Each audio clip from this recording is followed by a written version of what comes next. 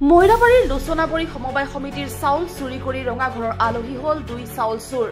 গাঁওৰক্ষী বাহিনীৰ সহযোগত মইৰাবাৰী আৰক্ষীয়ে জব্দ কৰে 8 কুইণ্টল চাউল। ধৃত চাউল চোৰ দুটাৰ নাম হৈছে ইদ্ৰিছ আলী আৰু এমদাদুল ইছলাম ওৰফে বাবুল। পুনৰবাৰ জনাইছো মইৰাবাৰীৰ লোচনাবৰী সমবায় সমিতিৰ চাউল চুৰি কৰি ৰঙাঘৰৰ আলহী হল 2 চাউল চোৰ। গাঁওৰক্ষী বাহিনীৰ সহযোগত মইৰাবাৰী আৰক্ষীয়ে জব্দ কৰে 8 কুইণ্টল চাউল।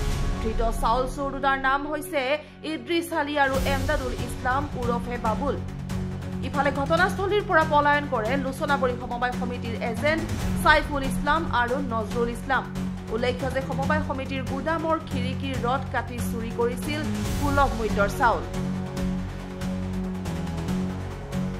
18/2/2025 তাৰিখে আপোনাৰ চাউল চুৰি হোৱা বুলি আমি 19 তাৰিখে গম পাইছোঁ।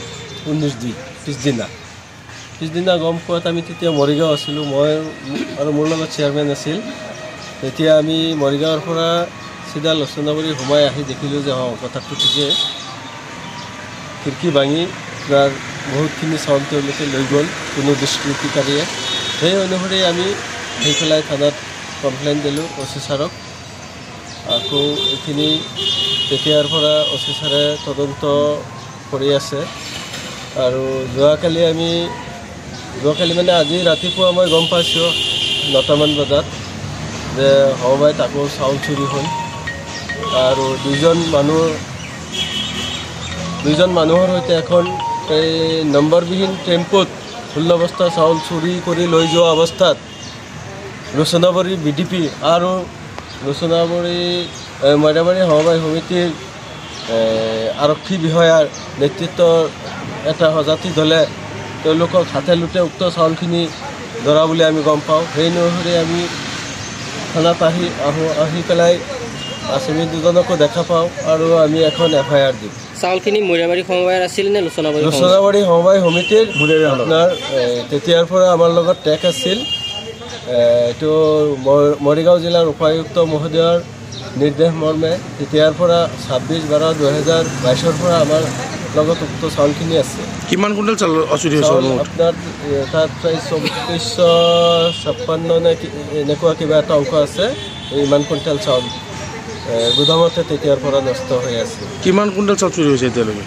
এতিয়াতো আমি জোখ মাপ কৰা নাই।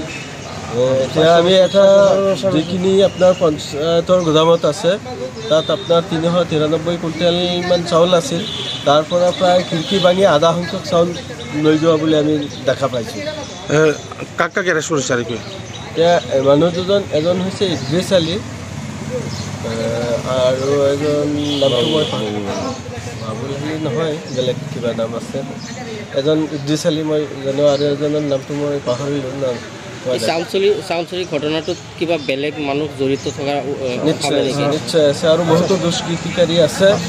এইখিনি মানে আমাক কোনোবাই যাতে আমাক মানে বদনাম দিব পাৰে তেনেকুৱা এটা চক্ৰও জড়িত হৈ আছে বুলি মানে আমাৰ সন্দেহ হৈছে।